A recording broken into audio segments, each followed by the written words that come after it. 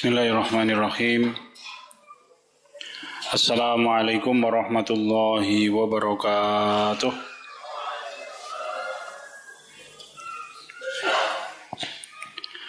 Alhamdulillahi rabbil alamin. Innal hamdalillah nahmaduhu wa nasta'inuhu wa nastaghfiruh. Wa na'udzu billahi min shururi anfusina wa min sayyiati a'malina.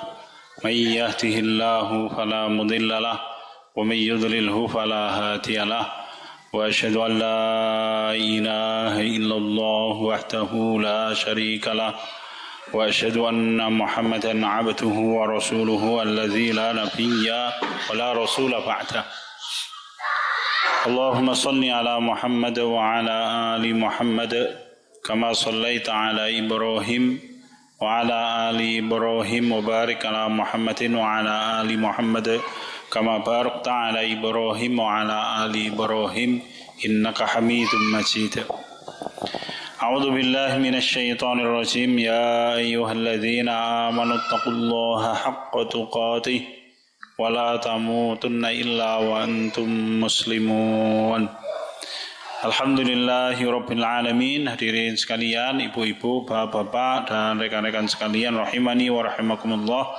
Segala puji bagi Allah Subhanahu wa Ta'ala yang menciptakan alam semesta, yang memilih kita untuk menjadi orang-orang yang beriman kepada Allah Subhanahu wa Ta'ala. Nikmat yang sangat besar. Di dalam satu riwayat, Rasul kita Muhammad SAW menyampaikan bahwa rezeki berupa petunjuk dan keimanan merupakan tanda cinta manusia kepada Allah.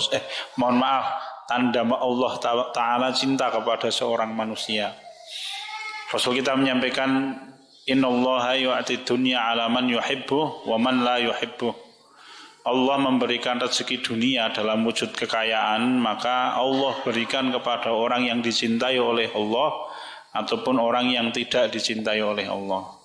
Wa yu'til imana ala man yuhibbu. Tetapi ketika Allah Ta'ala memberikan keimanan, seorang manusia dipilih menjadi orang-orang yang memasuki agama Islam, kemudian bersungguh-sungguh di dalam berislam, maka itu adalah tanda cinta Allah Ta'ala kepada seseorang.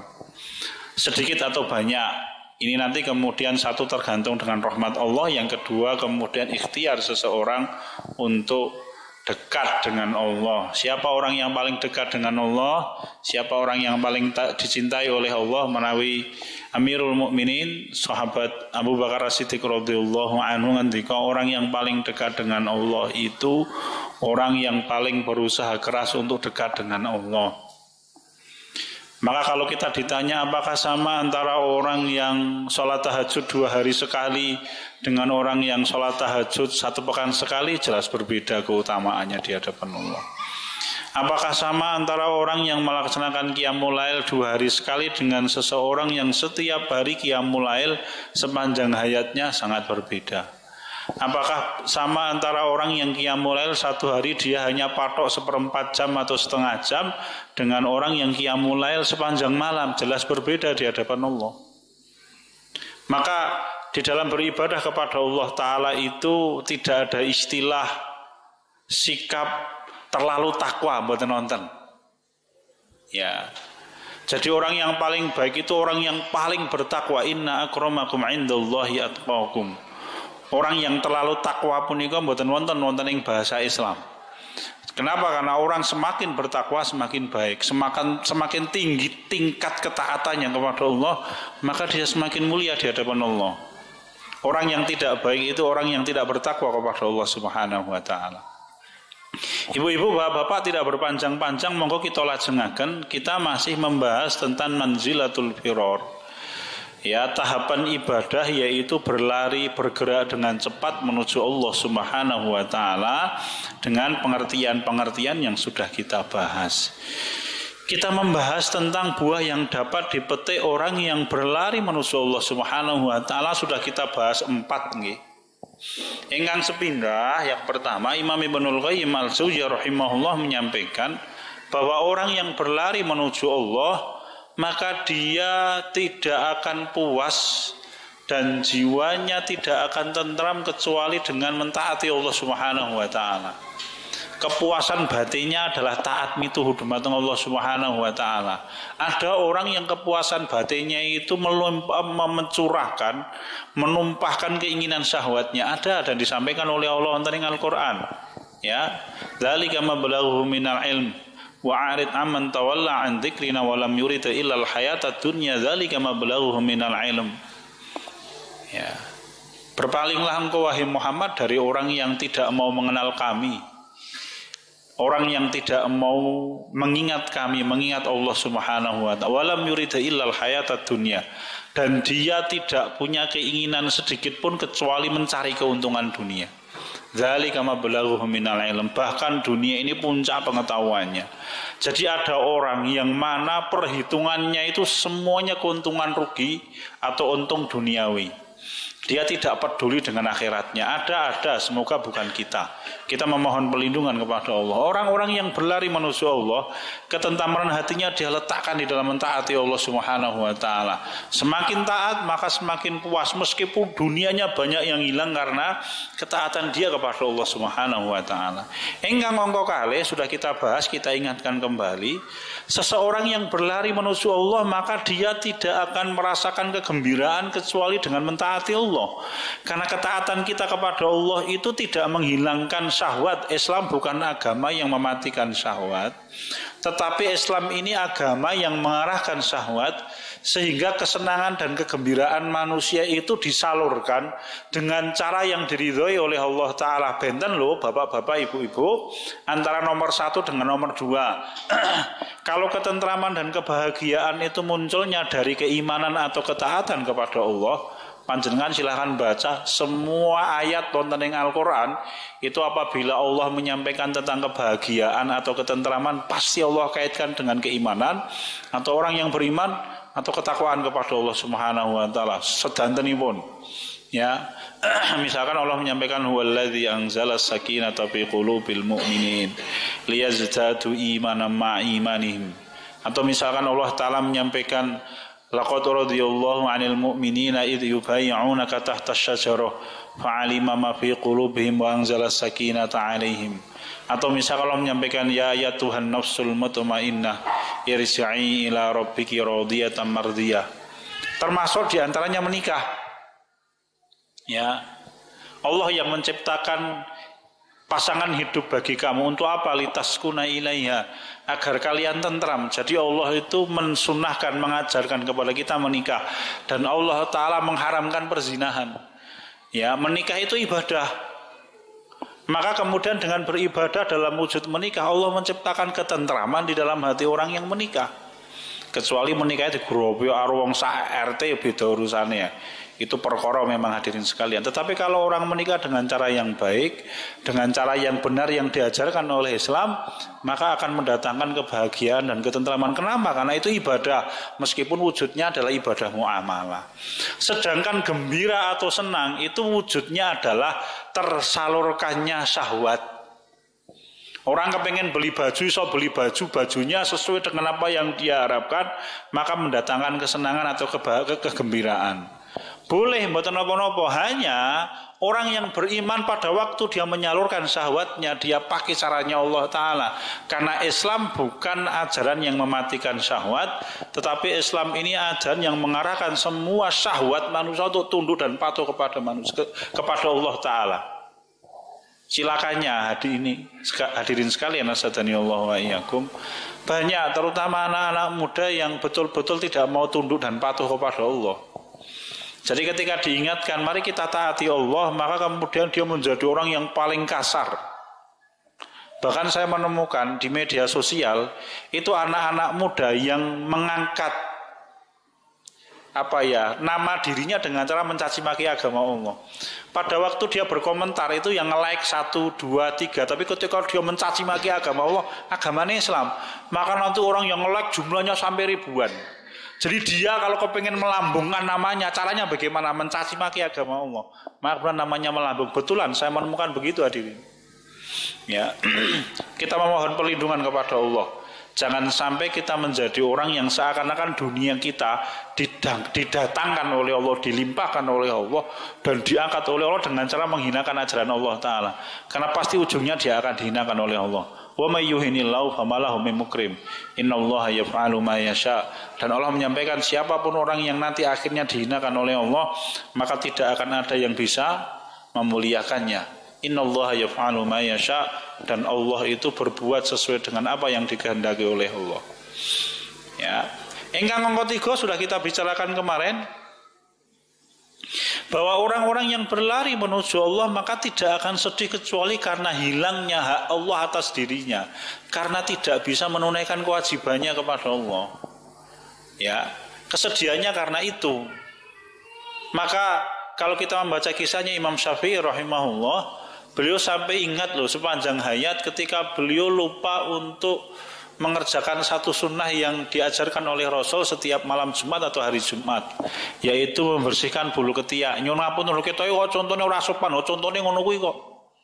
Ndak ada, tidak sopan ya. Rasul kita mensunahkan kita untuk membersihkan bulu ketiak. Yang jenengan laki-laki atau perempuan monggo, karena itu disunahkan oleh Rasul. Ya. Dan Imam Syafi'i rahimahullah beliau pernah lupa sekali itu, sepanjang hayat beliau ingat dan beliau tidak lupa itu. Ada seorang ulama salaf yang karena satu acara kelelahan mungkin beliau terlupakan tidak mengerjakan qiyamul lail satu malam, maka kemudian penyesalan beliau ganti dengan cara penyesalan karena kehilangan qiyamul lail satu malam itu diganti dengan cara beliau melek sepanjang 1 tahun malam hari. Ya, setiap malam hari beliau tidak tidur untuk qiyamul lail. Kenapa? Karena penyesalannya pernah meninggalkan qiyamul lail sekali. Kan begitu hadirin sekalian. Ya. Jadi orang mukmin itu orang merasakan kesedihan sangat mendalam ketika ada bagian dari ketaatan dia kepada Allah yang biasa dikerjakan kemudian tidak dikerjakan. Kalau kisahnya para sahabat, a'udzubillahi minasyaitonirrajim, wa ma 'alal ladzina idza ma atauka litahmilahum qulta la ajidu ma ahmilukum 'alaihi tawallaw wa ayunuhum tafidu minad dam'i hazanan alla yajidu ma yunfiqun. Dipun sebataken kisah ini dalam surat At-Taubah oleh Allah Subhanahu wa taala. Tidak ada celaan bagi orang yang mendatangimu wahai Muhammad untuk meminta kepadamu agar mereka dikirim menuju perang Tabuk. Jadi ceritanya bapak-bapak, ada sahabat-sahabat karena fakirnya, karena miskinnya, mereka tidak bisa ikut perang Tabuk. Waktu itu mobilisasi umum. Seluruh kaum muslimin, lelaki-lelaki diperintahkan berangkat seluruhnya, kecuali orang-orang yang memang diperintahkan untuk berjaga di Madinah. Ya, Rasul menyisakan beberapa ratus orang untuk menjaga Madinah. Tetapi semua kaum lelaki, orang-orang mukmin diperintahkan berangkat, sehingga kalau waktu itu ada orang yang tidak berangkat, maka bisa dipastikan dia orang munafik atau pengecualiannya 3 orang sahabat. Jadi, nanti menjadi asbabun nuzul di dalam ayat yang lain wonten ing surat At-Taubah. Ya, Ka'ab bin Malik, Hilal bin Umayyah, satu lagi namanya siapa bisa dicari nanti, ada 3 orang. Kecuali 3 orang ini. Lah, para sahabat ada di antara para sahabat yang memang mereka memiliki uzur. Kenapa? Karena mereka miskin, tidak punya kekayaan, tidak punya biaya, tidak punya kendaraan untuk berangkat. Maka kemudian para sahabat yang tidak punya harta ini mendatangi Kanjeng Nabi kita Muhammad SAW. Pada waktu mereka matur, ya Rasulullah, apakah panjenengan mempunyai kendaraan yang bisa kami pakai untuk pergi perang Tabuk? Maka Rasul kita menjawab, tidak ada, semuanya sudah terpakai. Pada waktu perang Tabuk itu 1 ekor unta untuk 3 orang sahabat, sehingga pasti bergantian, itu ada sahabat yang jalan kaki, nanti ada yang mengendarai unta untuk digantikan itu. Ya, karena masa-masa yang sangat berat. Qul ta'ala ajidu ma'ahmilukum alaihi. Pada waktu Rasul kita menjawab, tidak ada, sudah habis semua kendaraan. Tawallaw wa ayunuhum tafidu minad dami hazanan alla yajidu ma yunfiqun. Mawon para sahabat orang-orang miskin itu pulang ke rumah nangis. Wong lanang-lanang lho Bapak, nangis terseduh-seduh kenapa? Karena ra iso ngopo-ngopo, sedekah ya ora iso, mangkat ya ora iso, golek kendaraan untuk bisa dibawa agar mereka berangkat ya ora ono. Itu akhirnya pulang ke rumah sambil menangis, kabeh do nangis lho itu hadirin. Kenapa? Karena terhalangi untuk mentaati Allah Subhanahu wa taala. Dan tidak main-main, ini perang lho Bapak. Pergi ke Tabuk bukan piknik ya. Nek misalkan lu ning Surabaya ndelok lumpur Sidoarjo kuwi dolan kuwi jenenge piknik nggih to. Ini bukan piknik, ini peperangan. Tetapi hebatnya para sahabat pada waktu mereka tahu bahwa perang Tabuk itu diperintahkan oleh Allah taala langsung dari langit dan perintahnya adalah nafirul am gitu apa niku jenenge mobilisasi umum, semuanya harus berangkat. Orang-orang soleh yang tidak bisa berangkat nangis. Kenapa? Karena mereka tahu mereka terhalang untuk mengerjakan satu kebaikan. Ya Bapak-bapak, mari kita bertakwa kepada Allah.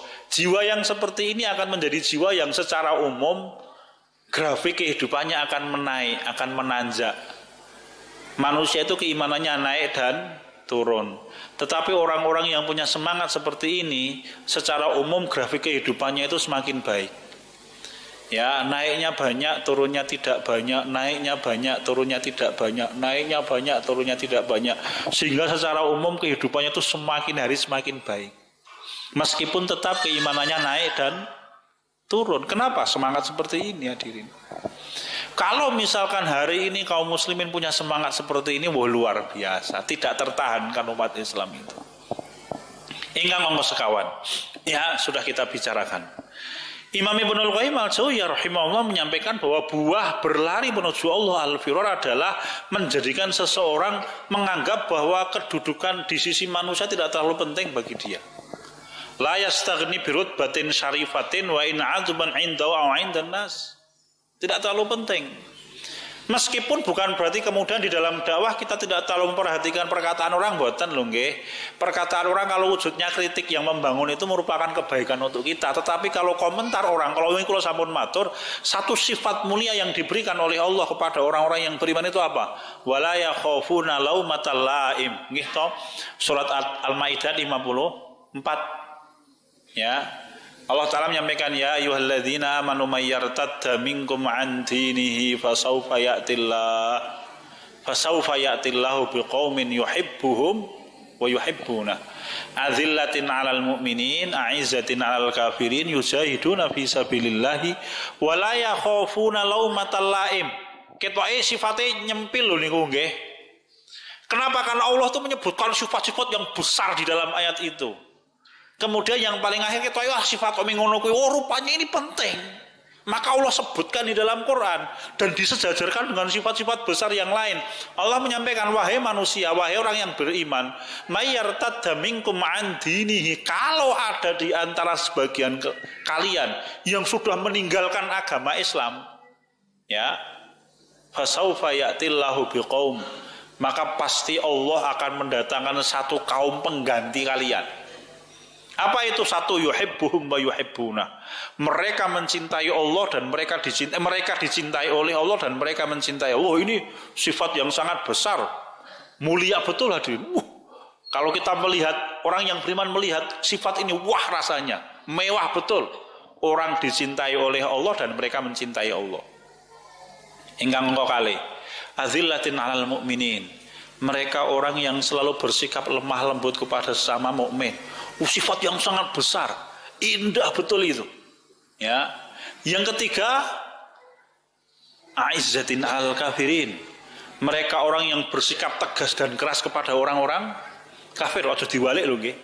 Karena hari ini gejalanya diwalik ngeten iki. Ya. Dan itu sifat yang luar biasa. Kenapa? Karena ini sifat yang membuktikan betapa kokohnya seorang mukmin menjaga prinsip agamanya. Ya. Jadi ketika dia pegang teguh agamanya, ora tahu miur apapun yang terjadi. Prinsip dia di dalam kehidupan sehari-hari, dia akan berbuat baik kepada semua orang, tetapi terkait dengan keimanan dia kepada Allah, lakum dinukum waliyadin, dia pegang dengan teguh. Tidak pernah dia lepaskan itu. Ya. Yang keempat, sifatnya besar, yujahiduna fi sabilillah, dan mereka berjihad di jalan Allah. Lah kok kemudian yang kelima, wala yakhafuna laumatal laim. Kemudian mereka tidak takut celaan orang-orang yang mencela. Kita kan nyempil nggih. Ya kita blesek ini sifatnya itu di tengah-tengah sifat-sifat yang besar. Boten. Orang tidak takut dengan celaan orang yang mencela itu sifat yang sangat besar. Kenapa hadirin? Karena celaan manusia itu bisa menjatuhkan mental seseorang, kemudian dia memilih untuk tidak mentaati Allah Subhanahu wa taala. Syekh Sofiur Rahman Mubarakfuri inggih wonten ing kitab Tarikh beliau Rahiqum Maktum pada waktu mengisahkan tentang celaan orang-orang kafir Quraisy kepada Rasul kita Muhammad SAW dan para sahabatnya radhiyallahu anhum pada waktu Rasul kita masih tinggal di Mekah. Apa salah satu tujuannya? Syekh Sofiur Rahman Mubarakfuri menyampaikan tujuannya adalah untuk menjatuhkan mentalnya Rasul dan para sahabat radhiyallahu anhum dan agar mereka ragu-ragu dengan kebenaran Islam. Tidak main-main loh hadirin. Dari caci maki dan celaan, ya, itu kalau tidak disikapi dengan ketabahan akan menjatuhkan ketaatan manusia kepada Allah. Ya, akan membuat manusia memilih untuk tidak mentaati Allah. Kenapa minder? Wah, kula niku urip sak nggon-nggon, sak dalan-dalan, sewaktu-waktu selalu dicaci maki oleh Allah gara-gara anak saya pakai jilbab, ya Mas. Itu kadangkala kalau telinganya tidak dia bikin sabar dan hatinya pun dia tidak bikin sabar, dia akan perintahkan anaknya, nak, nggih anakku wedok rasa nganggo jilbab, timbingan awake dhewe dikomentari orang wong sak kampung, mendingan rasa nganggo jilbab. Lho ya toh. Perkara itu hadirin di hadapan Allah Ta'ala. Ya, maka Allah kemudian mensifati orang-orang yang beriman itu orang yang tidak takut dengan celaan orang-orang yang mencela ketika dia beriman kepada Allah Subhanahu wa taala. Tetapi kalau itu kritikan, Rasul kita pun rela kok terbuka ketika dikritik. Bukan dikritik sih, karena Rasul tidak ada celaan. Ketika diberikan masukan oleh para sahabat, mohon maaf ya saya ralat, bukan dikritik, tapi diberikan masukan oleh para sahabat. Karena pilihan Rasul itu baik, tetapi para sahabat melihat ada sesuatu yang lebih baik. Kalau memang itu pendapat pribadi diterima oleh Rasul kita Muhammad SAW. Kita berikan contoh, kapan pada waktu Rasul kita menentukan letak pasukan pada waktu perang Badar, dan pada waktu Rasul kita menentukan letak pasukan pada waktu perang Khaybar. Ditanya oleh sahabat, ya Rasulullah, apakah pilihan tempat ini adalah pilihan dari wahyu ataukah pendapat panjenengan pribadi? Ya Rasulullah, kita menjawab, ini pendapat saya pribadi. Langsung para sahabat ngendika, para sahabat Ansor yang orang-orang asli Madinah mengetahui medan, mengatakan, ya Rasulullah, bagaimana kalau kemudian kita pindah? Ya, kita mengambil tempat yang lebih tinggi, mata air yang di bawah kita tutup sehingga tidak bisa dimanfaatkan oleh orang-orang Quraisy. Kemudian kita menempati kedudukan yang tinggi, kita jaga mata air yang di atas, dan diterima oleh Rasul masukan itu. Ya, demikian pula pada waktu perang Khaybar, Rasul kita itu membawa pasukan agak dekat dengan benteng Khaybar, sehingga ketika pasukan Yahudi Khaybar ya melepaskan anak panah, itu sangat mungkin kena dengan kemah-kemahnya kaum muslimin. Para sahabat matur malih, ya Rasulullah, apakah ini wahyu atau pendapat panjenengan pribadi ya Rasul? Rasul kita menjawab, ini pendapat saya. Langsung para sahabat menyampaikan, ya Rasul, kalau misalkan ini pendapat panjenengan, kami memberikan saran kita pindah. Kenapa? Kemudian para sahabat memberikan masukan dan diterima oleh Rasul kita Muhammad SAW.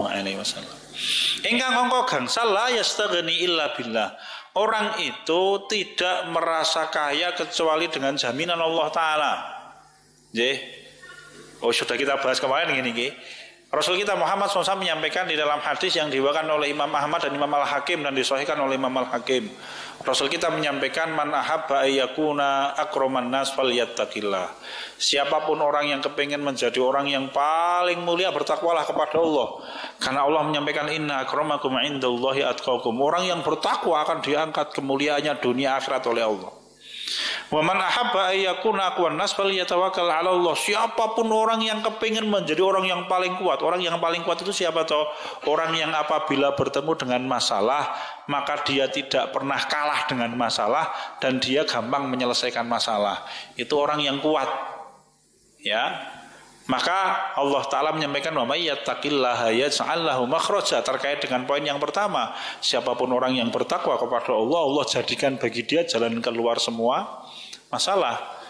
Ya, di dalam ayat surat At-Tolak lagi ayat ketiga, wa may yatawakkal 'alallahi fahuwa hasbuh. Siapapun orang yang bertawakal kepada Allah, cukupi orang itu. Ya. Begitu hadirin. Yang paling akhir wa man ahabba ayyakuna aghnan nas falyakun ma fi yadillahi awsaqu mimma fi yadi. Siapapun orang yang kepingin menjadi orang paling kaya, Nabi Muhammad ngendika, bagaimana caranya? Hendaklah dia lebih percaya dengan kekayaan Allah daripada kekayaan yang dia miliki. Kenapa? Karena jaminan Allah itu jaminan yang paling menenteramkan. Bagi Allah merubah orang miskin menjadi wong paling sugih 1 detik mampu. Gampang bagi Allah Subhanahu wa taala.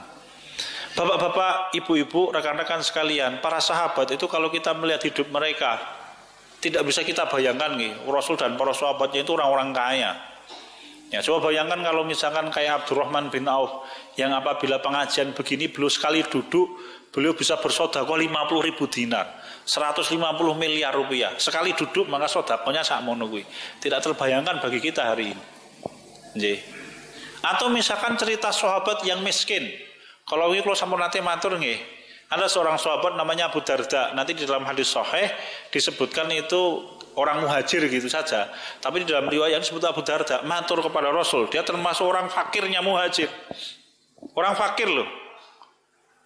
Ya Rasulullah, ala dhahaba ahlu dusur bidarajatil ula wa na'im mukim. Ya Rasulullah, orang-orang kaya itu enak ya. Para sahabat yang kaya itu mereka bisa berlalu di dunia ini dengan kemuliaan yang tinggi dan pahala yang kekal abadi di sisi Allah. Yang bertanya siapa Abu Darda? Abu Darda itu wong fakirnya sahabat. Saya mendapatkan di dalam tafsir Ibnu Katsir, Imam Ibnu Katsir itu menukilkan perkataannya Abu Darda. Abu Darda itu sahabat yang fakir. Dia mengatakan, saya kalau berdagang 1 hari keuntungannya 3 dinar, kata dia. Berapa 3 dinar itu? 9 juta rupiah loh, hadirin. 1 dinar 3 juta rupiah loh. Itu fakirnya sahabat. Kenapa begitu? Karena sahabat itu menggabungkan antara maksimalnya ikhtiar dan ketakwaan yang maksimal. Jadi orang mendapatkan dunia itu 2 caranya. 1, profesional. Ikhtiarnya maksimal. Kalau bahasa Rasul, innallaha yuhibbu 'abdan idza 'amala 'amilan ayyutqanah. Allah itu suka dengan hamba siapapun yang kalau mengerjakan satu pekerjaan dia tekun. Ya, kalau bahasa kita profesional. Siapapun orang yang profesional, wong kafir sekalipun diberi dunia oleh Allah kalau dia mencari dunia. Ini cara yang pertama. Cara yang kedua, bertakwa kepada Allah. Ya, wa may yattaqillaha yaj'al lahu makhraja wa yarzuqhu min haitsu la yahtasib.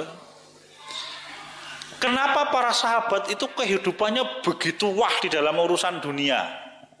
Ya, meskipun mereka sederhana hidupnya. Tapi kekayaannya tidak bisa kita bayangkan. Ya, hadirin sekalian, sahabat Zaid bin Thabit radhiyallahu anhu, juru tulisnya, penulis wahyunya Nabi Muhammad, disebutkan oleh Imam Ibnu Khaldun wonten ing kitab Muqaddimah itu, kalau mau menyimpan emasnya, maka beliau pelatok-pelatok dulu dengan menggunakan kampak. Anda bisa membayangkan Bapak-bapak? Jadi emasnya itu agar bisa disimpan, caranya dipelatok dulu pakai kampak, dipecel-pecel nganggo kampak baru disimpan. Sepiro niku gean. Nggih, nek sagam ora mungkin nggih to, emas sagam oleh muku wong nganggo kampak yo gawe perkara niku mangke. Nggih to. Malah drijine sing kampak niku mangke. Zaid bin Thabit begitu. Ya. Tolha bin Ubaidillah itu punya 2 kebun kurma saja, yang satu pendapatnya setiap bulan 1.000 dinar, yang satu 2.000 dinar. Ya, 3 miliar dan 6 miliar, 9 miliar setiap hari Bapak. Nggih, nek kita hari ini ora iso mbayangke itu. Kenapa? Karena mereka menggabungkan kedua-duanya. Mereka maksimal di dalam mencari dunia dan mereka maksimal di dalam bertakwa kepada Allah. Sampai ada pembantunya sahabat Abdullah bin Zubair radhiyallahu anhu. Kisah ini dikisahkan di dalam kitab Tarbiyatul Aulad Litifal. Kalau terjemahnya itu mendidik anak bersama dengan Rasul Muhammad SAW. Temannya Abdullah bin Zubair itu menyampaikan bahwa Abdullah bin Zubair ini punya 100 pembantu. Dan 100 pembantu itu bahasanya beda-beda. Dan Abdullah bin Zubair itu kalau berbincang-bincang dengan pembantunya pakai bahasa pembantunya itu. Mungkin ada bahasa Jawa, ada bahasa Sunda mungkin gitu. Ada bahasa Melayu mungkin. Mungkin aku yo ora dong ora disebutke ning kono. Mungkin ya. Mau bahasa Arab, ada bahasa Persia, ada macam-macam, ada 100 orang pembantunya. Dan Abdullah bin Zubair itu kata pembantunya, kata tadi temannya itu, kalau melihat kerjanya Abdullah bin Zubair, orang akan mengira orang ini orang yang tidak butuh akhirat. Tetapi kalau melihat ibadahnya Abdullah bin Zubair, orang mengira orang ini orang butuh dunia. Para sahabat itu begitulah diri. Ya, maka dunia itu digelontorkan oleh Allah Ta'ala kepada mereka. Ya. Kalau nanti matur di dalam satu pengajian, misalkan bapak-bapak Anda punya anak laki-laki, dengan menyampaikan tak dongake ya le muga-muga kowe sesuk nikah karo putune Ratu Elizabeth misalnya. Nek jenengan ngimpi mboten ngoten niku. Kaduan to ling ngimpi. Nggih to. Ling lindure kaduan kejur jugangan niku Pak. Itu kalau kita, tapi kalau para sahabat radhiyallahu anhu kelakon bapak-bapak. Ya, Abdullah bin Umar itu salah satu istrinya adalah anaknya Kaisar Persia. Husain bin Ali salah satu istrinya anaknya Kaisar Persia. Kakak beradik 3 orang itu. Dinikahi dengan oleh Abdullah bin Zubair, oleh Husain bin Ali, oleh Muhammad bin Abi Bakar radhiyallahu anhu. Kelakon bapak-bapak. Jadi mereka menikah dengan wanita paling cantik sak Persia. Wes piye nek ngono kuwi. Dunia dilimpahkan betul Allah kepada mereka. Kenapa? Karena ketakwaan mereka kepada Allah Ta'ala. Ingkang angka 6, wala yaftakiru illa ilallah. Dan orang yang berlari menuju Allah itu tidak merasa butuh kecuali pada rahmat dan pertolongan Allah. Bagi mereka cukup kok pertolongan Allah itu. Ya, wes nyukupi Pak, saestu. Tidak usah khawatir. Ya. Maka salah sawijining dinten ini tambahan nggih. Rupanya kita sampai poin yang ke-6. Ini yang ke-7 ini tambahan pada malam hari ini. Satu saat Rasul kita naik onta bersama dengan sahabat Abdullah bin Mas'ud yang masih muda. Ya. Nanti sahabat Abdullah bin Mas'ud ketika Rasul kita wafat dari ulama besarnya sahabat. Ya, lajeng Rasul kita matur ngendika, "Ya gulam inni u'allimuka kalimatin, wahai anak muda aku ajarkan engkau kalimat. Ihfazillah yahfazka." Jagalah perintah Allah maka Allah menjagamu. Ihfazillah tajidhu tujahaka. Jagalah dirimu dari larangan Allah, maka engkau akan mendapatkan Allah selalu ada di depanmu setiap saat. Fa'lam lawi jitama'atil ummatu ala ayyan fa'uka lam yanfa'uka illa bi syai'in qad katabahu Allah. Wa lawi jitama'atil ummatu ala ayyadurruka lam yadurruka illa bi syai'in qad katabahu Allah. Rasul kita menyampaikan, ketahuilah wahai anak muda, kalau seluruh manusia di dunia ini berkumpul kemudian mereka merencanakan sesuatu agar engkau mendapatkan manfaat dari sesuatu yang mereka rencanakan itu, maka mereka tidak akan bisa mendatangkan kepadamu satu manfaat sekecil apapun kecuali itu telah Allah tetapkan untuk dirimu. Dan apabila seluruh manusia berkumpul merencanakan sesuatu untuk mencelakakan dirimu, maka mereka tidak bisa mencelakakan dirimu sekecil apapun, seujung rambut sekalipun kalau bahasa kita, kecuali itu telah Allah tetapkan untuk dirimu. Rufi'atil aqlam wa jaffatis suhuf. Ya, Rasul kita kemudian ngendika, sungguh pena yang dipakai oleh Allah untuk menulis Lauhul Mahfuz sudah diangkat. Dan tulisan lembaran-lembaran Lauhul Mahfuz itu sudah kering. Maksudnya bagaimana? Allah sudah tidak lagi menulis Lauhul Mahfuz. Takdir sudah ditetapkan oleh Allah Ta'ala. Orang yang memahami ini hatinya tentram. Ya Bapak. Kenapa? Dia merasa aman dengan jaminannya Allah Ta'ala itu. Kalau dia mentaati Allah, dunianya hilang, maka itu merupakan ketetapan Allah untuk dirinya. Kalau dia mentaati Allah, kemudian dunianya semakin banyak, dia pun paham ini ketetapan Allah untuk dirinya. Maka ketika mentaati Allah, dunianya hilang, dia bersabar. Pada waktu dia mentaati Allah, dunianya bertambah, dia bersyukur. Dan posisinya semakin tawadhu di hadapan Allah Subhanahu wa Ta'ala. Oh, indah betul loh Bapak. Ya, tadi yang ke-6. Yang ke-7 sekarang. Wala yafrahu illa bimuwafaqatihi limaradatihi. Dan tidak ada yang bisa menggembirakan dirinya kecuali ridha Allah Subhanahu wa Ta'ala. Ya, orang yang berlari menuju Allah bergembira kapan? Ketika dia diridhoi oleh Allah Subhanahu wa Ta'ala. Ada seorang tabi'in, meskipun dia sejaman dengan Rasul, namanya Ahnaf bin Qais. Ahnaf bin Qais ini didoakan oleh Rasulullah, ya Allah ampunilah dosanya Ahnaf. Kenapa? Karena ketika Ahnaf bin Qais itu berasal dari Bani Tamim. Dari Bani Tamim itu begitu masuk Islam, mereka menjadi pahlawan-pahlawan Islam sepanjang masa, sampai kata Rasul, ketika nanti Dajjal muncul, bangsa yang paling keras perlawanannya kepada Dajjal itu Bani Tamim. Ya, maka misalkan benar ini, saya mendengar katanya siapa amirnya Qatar itu keturunan Bani Tamim, karena memang Bani Tamim itu letaknya di wilayah timur Jazirah Arab. Ya, maka kemudian kalau Amir Qatar itu meskipun negara kecil, memang negara kaya, itu berani punya sikap yang luar biasa memang, yaitulah Bani Tamim. Lah ada seorang anak muda Bani Tamim pada waktu dakwah Islam datang, itu yang semangat masuk Islam itu anak muda ini, namanya Ahnaf bin Qais. Dan dia yang menyemangati kaumnya untuk masuk Islam. Oh mari kita, apa ini? Gampangnya kalau bahasa kita begitu.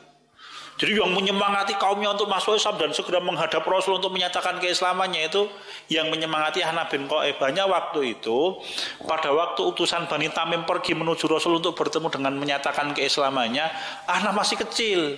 Maka ora dadi utusan, wis kowe ning omah wis cah cilik kowe gitu.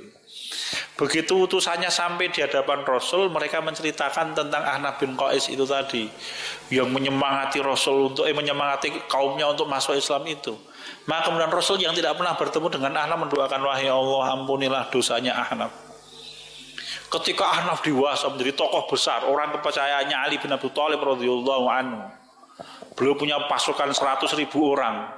Para ulama menyampaikan Bani Tamim itu kalau Ahnaf marah maka semuanya marah, dan mereka tidak tahu kenapa kok mereka marah. Intinya mengdelok Ahnaf marah maka semuanya marah.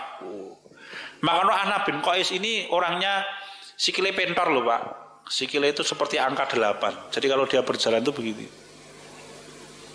Ahnaf bin Qais ini, dan seorang ulama besar tabi'in, meskipun beliau sezaman dengan Rasul tapi tidak bertemu dengan Rasul. Ahnaf itu ketika dewasa belum menyampaikan, sungguh kalau amalku tidak diterima oleh Allah misalkan, aku masih punya harapan. Dengan apa? Dengan doanya Rasul kepadaku. Karena Rasul mendoakan, wahai Allah ampunilah dosanya Ahnaf. Apa maknanya bagi Ahnaf bin Qais? Kegembiraan yang sangat besar bagi dia sepanjang hayat adalah ketika dia diceritai oleh tokoh-tokoh kaumnya, kowe mau didongake Kanjeng Nabi Muhammad SAW. Wah, itu kegembiraan yang luar biasa Bapak-bapak. Itulah seorang mukmin yang berlari menuju Allah Subhanahu wa taala. Ya. Maka hadirin sekalian Allah wa iyyakum, Ali bin Abi Thalib, beliau pernah masuk ke Baitul Mal ketika beliau jadi khalifah. Ketika melihat harta emas yang banyak di dalam gudang Baitul Mal, belum menyampaikan di hadapan harta itu, wahai dunia, engkau boleh menggoda seluruh manusia, tetapi jangan pernah engkau menggoda diriku, karena aku telah mentalak 3 engkau. Di hadapan bondo lho Pak. Ya. Nek ning ngarepan bondo ning wong liya urusane beda. Ora duwe apa-apa nggih to. Pancen wong ora duwe apa-apa iso ngomong ngono kuwi. Ini khalifah ya hadirin sekalian. Di hadapan harta di dalam gudang Baitul Mal belum mengatakan, wahai dunia, kamu silahkan goda semua manusia tapi jangan pernah mencoba untuk menggoda diriku, karena aku telah mentalak 3 engkau. Nggih Bapak-bapak. Begitu Ali bin Abi Thalib radhiyallahu anhu. Dan Ali itu kaya Pak. Dulu ketika wafat istrinya 4. Wes, apa toh Pak? Apa? Umul waladnya 11, putranya 35. Nggih, sugih beliau teman Bapak-bapak nggih. Yang ke-8, wala yahzanu illa ala ma fatahu minallah.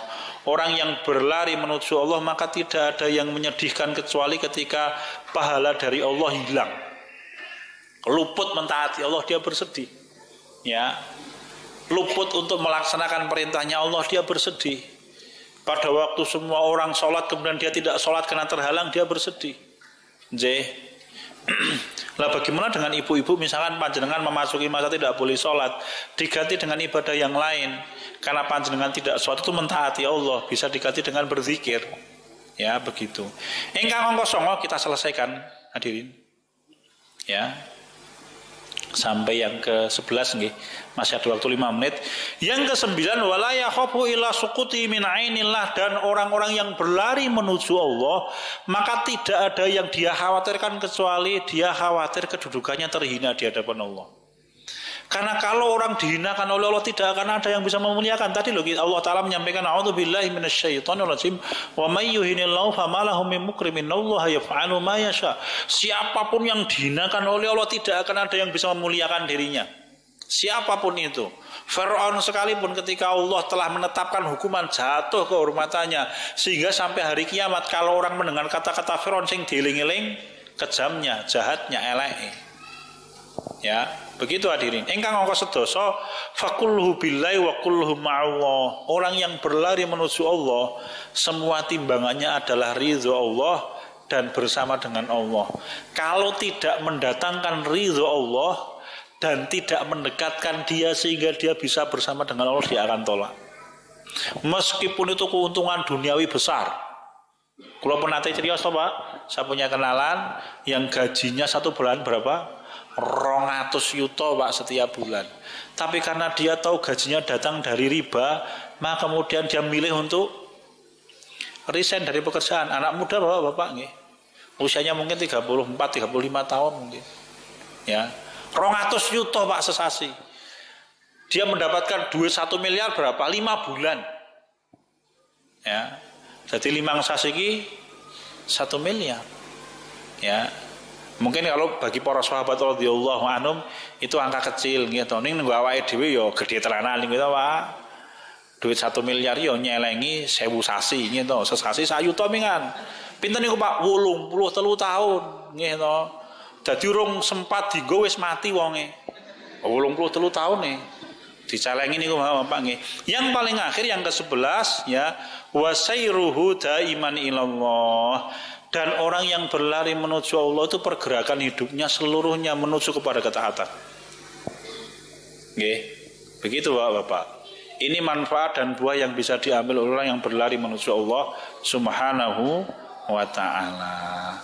Makatan ibu-ibu, bapak-bapak ingkang saged kula aturaken wonten ing dalu punika, semoga Allah Ta'ala menjadikan kita orang yang semakin hari kualitas kita semakin baik, pengorbanan kita untuk Allah semakin besar, dan kita dijaga oleh Allah untuk istiqomah di dalam mentaati Allah.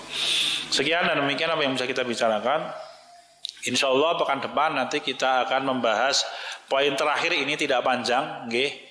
Tercelakah orang yang hidup kemudian dia mendapatkan keuntungan duniawi, tercela atau tidak, nanti kita bicarakan. Setelah itu kita akan bicarakan manzilah yang ke-11, yaitu manzilatus sima insyaallah. Ya, apa itu manzilah sima nanti kita bicarakan dalam pertemuan yang akan datang. Materinya sudah ada insyaallah. Sekian dan demikian. Kantun kali menit, ada pertanyaan singkat? Kalau ada pertanyaan. Monggo. Assalamualaikum warahmatullahi wabarakatuh.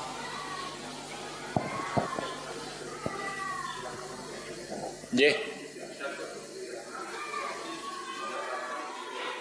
Nggih.